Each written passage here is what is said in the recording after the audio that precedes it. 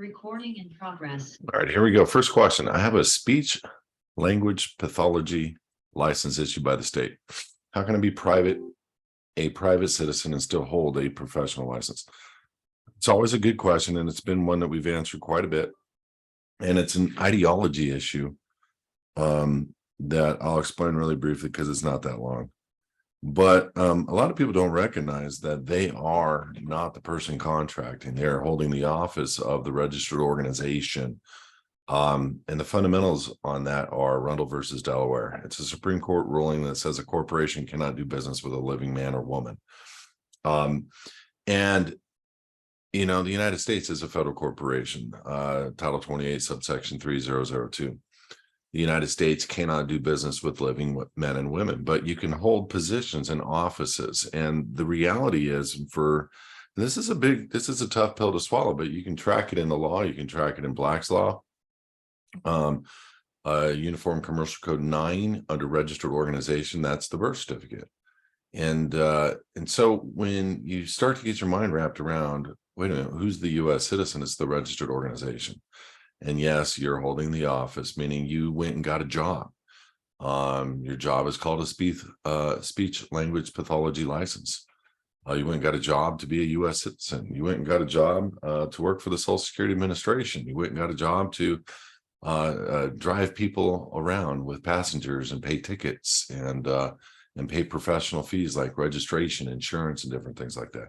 So you're holding all these jobs known as office of the person, meaning the actual artificial person, birth certificate, registered organization. And so, you know, I hold a broker's license in my wallet. It doesn't mean necessarily I'm a broker. I have capacities of a broker. You can call me a real estate broker, but there is no contract with me directly into the state at this time with the way that I did it. And so we kind of walk people through on a personal perspective basis. If they need help within the living in the private, we kind of tell you what to do with a professional license, how it works, airplanes, firearms, different things like that. So it's nothing that has to go away. It's something that as you are trying to maybe make money, you have to ask yourself a question. Do I need to make money through my professional license? Or as a woman, do I have a right to contract with other individuals? That is a whole nother subject, and that's a detailed and lengthy one. But the fact remains, I can do any transactions as a broker. I do private capital transactions. I can do them as a broker. I could use residential rental, residential loan, residential purchase agreements, or I can create private agreements between me as a man and another woman.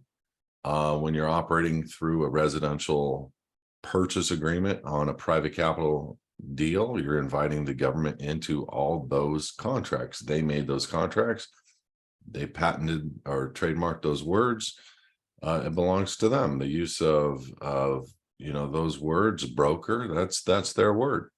Real estate broker, real estate, that's their words. And people don't get that. So your ability to do what you do on the private side is still very much doable without making income, but rather making compensation. And your ability to contract on the private side without the IRS, without having to take money through your registered organization, or meaning your name, your birth certificate name, or take money through an LLC, or take money through an S Corp. You can take money through a private foundation, which is all stuff that we set up for you within the Living in the Private program. So great question. I try to answer that one as thoroughly as I can. And by the way, Trace, on anything from like on a go forward basis, this is going to be the video to show people. So we need to make sure we got this thing marked so people have an exact idea of what's going on with